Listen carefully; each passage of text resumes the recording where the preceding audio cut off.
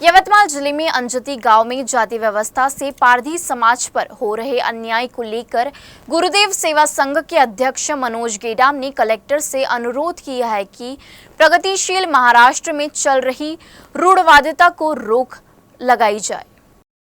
फुले शाही आंबेडकर या विचारावर देश चालतो, परंतु आजची परिस्थिती आहे जे जातीभेद निर्माण करत आहे हे असं अजंती गावामध्ये नेर तालुक्यामध्ये घडत आहे।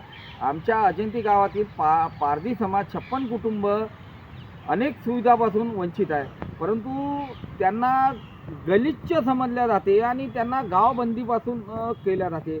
यामुळे अजंती ग्रामपंचायत जाणूपूर्वक यांना संपूर्ण सुविधापासून शिक्षणापासून वंचित ठेवल्या जाते।